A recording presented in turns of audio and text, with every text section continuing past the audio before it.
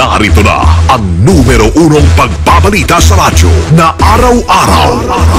Pinakikinggan sa Luzon, Visayas at Mindanao. KBP Golden Dove Best News Program. Mula sa Head News Center ng pinakamaraming himpilan at number 1 na radio network ng bayan, RMN. Ito ang numero 1. RMN News Nationwide. RMN News Nationwide. Kasama ang maasahang broadcaster, Buddy Oberas, at ang KBP Golden Dove Best Newscaster, Weng de la Peña. RMN News Nationwide. RMN News Nationwide. Headlines. Ngayong tanghali sa RMN News Nationwide, DSWD aminadong hirap sa pagdadala ng mga relief goods sa mga biktima ng lindol sa Bohol. Bilang ng mga namatay nadagdagan pa. Ngayon ho, yung para sa Loon, dinadaan po namin sa dagat. Nakabangka po yung aming mga kasamahan, kasama ng goods. Aming titingnan kung pwedeng mag-chopper drop dahil umuulan din po at Multi-hazard mapping ng Mines and Geosciences Bureau nagpapatuloy. Pero 28 probinsya sa bansa at mga lungsod sa Metro Manila nabigyan na ng risk and hazard maps. Yan ang ngayon ang kasalukuyan ginagawa ng NDRRMC, yung pagpapatunin yung mga iba-ibang hazard para sa isang tingin, kita mo na lahat ng hazard sa isang lugar. Pangulong Aquino tumulak na patungong South Korea. Gabinete tiniyak na tutok sa pangailangan ng mga biktima ng lindol sa Bohol at Cebu. At kasalukuyan po may mga naiwan tayong membro ng kabinete para masigurado mailagay sila sa lalo madaling panahon sa tamang kaayusan. Pamunuan ng PhilPost nagpapaliwanag o pagpapaliwanagin sa na-hold up na 9.4 million pesos na pondo para sa Pantawid Pamilya Program sa Pagbilao, Quezon. amin hong hihilingin na mag-imbestiga talaga at kausapin ang land bank sa kanilang kontrata sa PhilPost. Itang negosyo, Ilaw Kusur, pinakapayapa at investment friendly. Headlines. Balita si Bayang Dagat, mga kasamang gobyerno po ng Amerika bukas na muli matapos ang pagkakasundo ng mga senador at kongresista. Ang manggagawang pinagpahinga makatatanggap ng back pay. Buong pansang pagsasarang boses ng balita. RMN News. Ang pinakamalaking mga balita abot sa bawat Pilipino saan man sa bansa. RMN News. Mabuhay Pilipinas, sa hali na po ng Webes ngayon, October 17, 2013. Ito ang numero 1 RMN News Nationwide. Ako si Buddy Oberas. Tayo po ay live na live sa DXNB 648 RMN Malaybalay, DXDR 981 RMN Dipolog, DXRS 1179 o DCRS 1179 RMN Sorsogon, at DYHP 612 RMN Cebu. Live pa rin international by www.rmnews.com/tv sa streaming at WRMN New York, USA. At salat po natin mga number 1 AM stations sa buong bayan.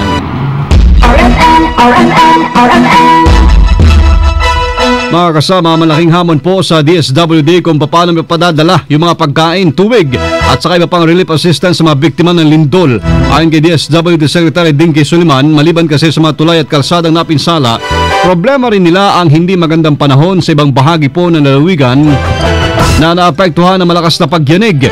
Pero kung supply ng pagkain ang pag-uusapan, walang problema dahil may pondo pa rin ang ahensya para matustusan ang pangailangan ng mga biktima ng kalamidad. Meron naman po tayong sapat na mga pagkain at tubig. Ang amin na lang nagiging hamon ay ang paghahatid dito sa ating mga kababayan. Ngayon ho, yung para sa Loon, dinadaan po namin sa dagat. Nakabangka po yung aming mga kasamahan, kasama ng goods. Aming titingnan kung pwedeng mag-chopper drop dahil umuulan din po at mababa din po yung ulap. May panganib din ho kung mag-chopper drop pagka ganyan ang weather. Samantala, maliban sa relief assistance, pagkakaluban din ng pamahalaan ng libreng pabahay ang mga mahihirap na naapektuhan na magnitude 7.2 na lindol sa Cebu at sa Bohol. Sa ngayon po, inaasikaso na rin nila ang pag-ugnayan sa local government units kung saan ang bakanteng lote muna na pwedeng pagtayuan ng mga bahay. Bilang po ng mga patay sa lindol, nadagdagan pa. Kasama natin sa Balita Live at sa Indramsi si Rhea Mamogay. RMN Report! Umabot na sa 158 ang nasawi makaraang maranasan nga ang 7.2 magnitude na lindol sa Bohol at Cebu. Sa datos ng NDRRMC, pinakarami pa rin dito ay nagmula sa Bohol, ang lugar kung saan lubang nakaranas ng malakas na pagyanig. Umakyat na rin sa 374 katao ang sugatan habang 21 pa ang missing na ngayon ay target sa search and rescue operations ng mga otoridad. Mahigit 3 milyong katao na rin ang apektado ng pagyanig. Karamihan sa mga ito ay nananatili sa 72 mga evacuation centers. Aabot naman sa 179 na milyong halaga ng mga infrastructure ang nasira. 7.6 million dito ay sa lalawigan ng Cebu, habang 161.6 million dito ay sa Bohol.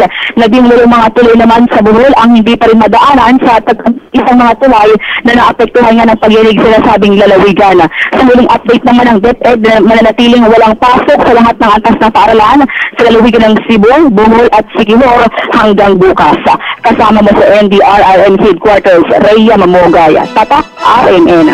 Radyo mo nationwide. Mga kasama, kinumpirma po ng Mines and Geosciences Bureau Director Leo Hazareno na nagpapatuloy pa rin ang ginagawang multi-hazard map ng NDRRMC. Katunayan, ayon sa kanya, mayroon ng multi-hazard map ang 28 probinsya sa buong bansa.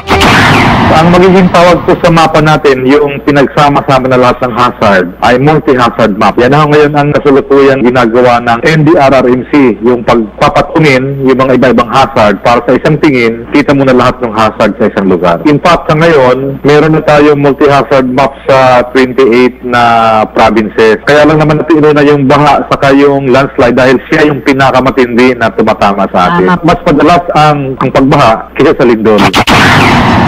Sinabi pa ni Hazareno na kung ano yung mga na-identified nilang landslide-prone areas kapag maulan ang panahon, siya rin pong mga lugar na pinakadelikado kapag tinamaan ng malakas na lindol. Malaki ang posibilidad na yun na-identify natin na landslide-prone areas dahil sa malakas na pag-ulan, ay yun din ang mag-i-slide sa malakas na lindol. Tulad nga nung napatunayan natin ngayon sa Bohol. Landslide-prone din ang Cebu natin. Kabilang din dito mga kasamang Marinduque, Rizal, Cebu, La Union, Southern Leyte, Benguet, Nueva Vizcaya, Batangas, Mount Province at ang Romblon. Naibigay na sa mga alkalde sa Metro Manila, Disaster Reduction and Management Officers at Planning Officers ang tinatawag na Risk and Hazard Map sa National Capital Region. Yan ay kasunod po ng sinagawang turnover ceremony sa Pasig City kaninang umaga sa pagtulungan ng Australian Government Supported Risk Analysis Project kung tawagin. Paunahin pong layunin ng hakbang nito ay mabigyan ng mga local chief executives at mga LGUs ng sapat na kalaman kung anong mga lugar sa nila nasasakupan ang peligroso sa mga tumatamang kalamidad. Ayon kay National Disaster Risk Reduction and Management Council Executive Director Eduardo Del Rosario, bagamat di na po mapipigilan ang pagtama ng mga tinaguriang natural hazards, maaari namang mabawasan daw ang tindi ng pinsalan nito kung ay sapat lamang na kaalaman ang mga kinaukulan patungkol sa mga nasasakupan ng lugar na delikado sa tuwing may naturang kalamidad. Kasabay po ito ay pinasalamatan ni Del Rosario ang Australian Government na siya nagbigay ng budget para mabuo ang nasabing mapa na nagkakahalaga na mahigit sa 2 milyong piso. Because of your hard work and commitment, the ever-present threat posed by hazard need not arrest us with fear nor worry. Rather, it should awaken in us a spirit of resolute and vigorous leadership to counter the danger by preparing ahead so that when the danger comes, most if not all of the adverse effects of hazard have been mitigated. But the greater goal of keeping our people safe and allow them to fully enjoy the blessings of a healthy democracy, shielded from the threat of natural hazard, is worth all the effort and investment.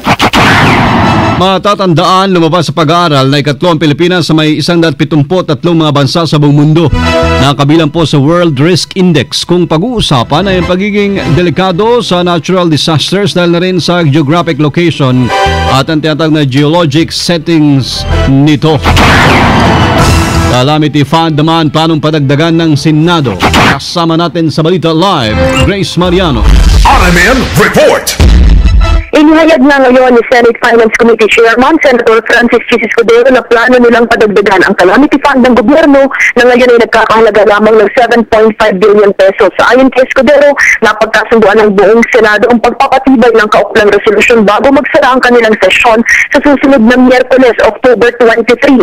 Paglilinaw ni Escudero, ito ay bukod pa dun sa napagkasunduan nilang 6 na milyong piso mula sa savings ng Senado na ibibigay sa mga biktima ng kalamidad at idadaan sa Department of Social Welfare and Development.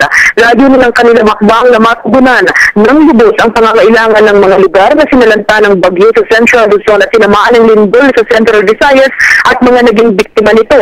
Ang sabi pa ni Escudero, kasama din sa target tulungan ang Zamboanga City na dumanas ng matinding pagbaha at nilusob pa o kinubkob ng Boro National Liberation Front at Miswari Faction.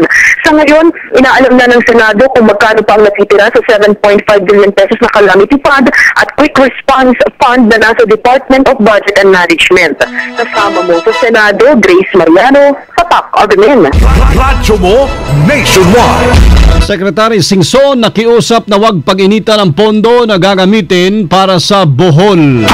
Kasama natin sa Balita Live, Deo de Guzman. RMN Report.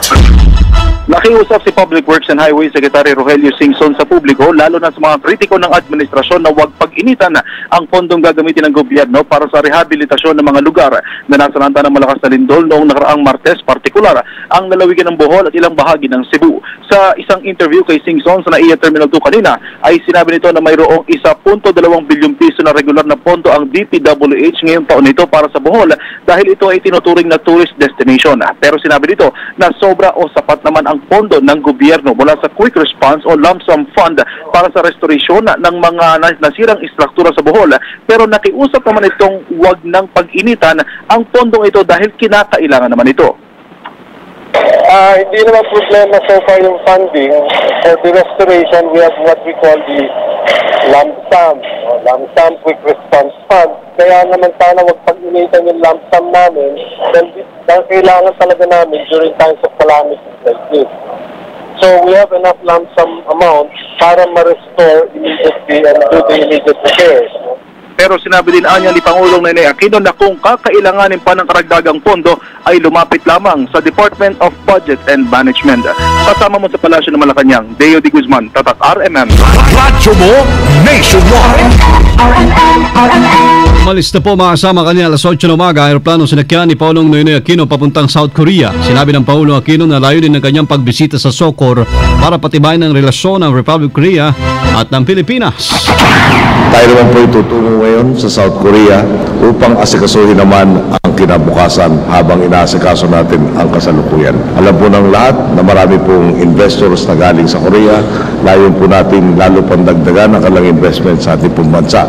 Ang larangan ng turismo na siyang nagiging daan ng kabuhayan na marami po natin mga kababayan at ang muli po ay lalong paigtingin pa ang ating ugnayan sa bansang South Korea sa pamamagitan ng maraming mga agreements sa ating inaasahang mapirmahan ng araw na ito.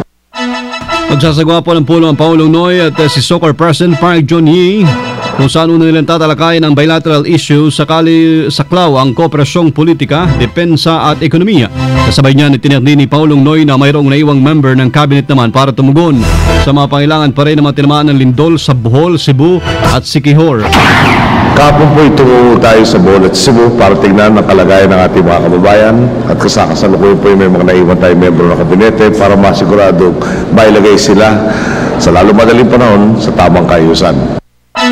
Babalik po bukas si Pangulong Aquino, October 18, yan ay gabi. Paimbestigahan naman mga kasama ng DSWD ang nangyaring pang-hold up sa mga empleyado ng PhilPo sa Pagbilao, Quezon kung saan tiyatay nasa 9.4 milyon pesos ang natangay.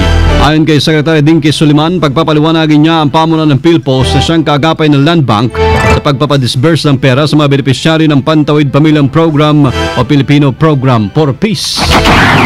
Amin hong hihilingin na mag-imbestiga talaga at kausapin ang Land Bank sa kanilang kontrata sa PhilPos at baka kailangang i-review yung usapan at kung paano kung ginagawa ng PhilPos ang kanilang trabaho. Matatandaan pong hinold up ng tatlong armadong kalalakihan ng mga biktima sa bayan ng Pagbilao matapos kumain na ito sa isang karinderya at natangay ang nasabing halaga. Una na rin inihayag na otoridad na posibleng inside job ang insidente dahil pabago-bago ang pahayag na binigay ng mga biktima sina Odette Cadano, Benedicto Paleriaso, Patrick James Patungan at Nino Santiago. Nagtataka rin ang pulis kung bakit hindi humingi ng assistance sa mga biktima sa pag-withdraw ng pera sa bangko at ang pagbiyahe nito mula sa may San Pablo, Laguna papunta ng Quezon.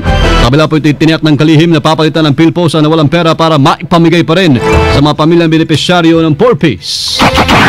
Kailangan po nilang palitan kaagad yan at sabi naman ng PhilPos, papalitan po nila dahil alam nila na kailangan po naming ibigay ito pong pera bago mag-October 18 dahil minarapat namin na hindi kami mag-payout dun sa 10 araw na kampanya para sa barangay election po. RMN News Negosyo. Pinakapayapa at investment friendly ang Ilocos Sur. Ayon sa AFP, unti-unti nagbabago imahen ng Ilocos Sur, dati puno ng karahasan. Ayon kay Northern Luzon Command Major Gregorio Katapang, hindi masyadong problema ang insurgency sa lugar dahil prioridad daw ho na kino-administration ang pagpapalakas sa pamumuhay ng mga residente doon.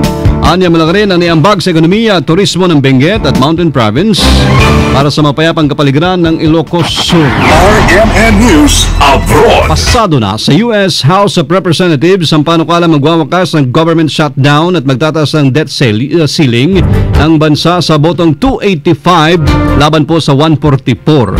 Yan ay kasunod ng paglusot sa US Senate ng panukala para may iwas ang US sa default debt at deadline na maubusan ng pera ang US Treasury. Kasama ng suporta ng Democrats, 87 pang Republicans ang bumoto pabor ho sa panukala. Dahil sa 11th hour deal na tinatawag sa pagitan ng Republicans at Democrats, bukas na ulit ngayon ang gobyerno ng Amerika hanggang January 15 ang papasok na taon habang yung debt limit nila ay palalawigin hanggang February 7, 2015. Ilalim po ng panukala, makatanggap ng back pay naman yung mga manggagawang pinagpahinga sa trabaho mula noong October 1. Sa ngayon ay lagdan na lamang ni US President Barack Obama ang kailangan para maging ganap itong batas. Because there's a lot of work ahead of us, including our need to earn back the trust of the American people that's been lost over the last few weeks. And we can begin to do that by addressing the real issues that they care about. I've said it before, I'll say it again. I'm willing to work with anybody. I am eager to work with anybody, Democrat or Republican, House or Senate members, on any idea that will grow our economy, create new jobs, strengthen the middle class, and get our fiscal house in order for the long term. US President Barack Obama.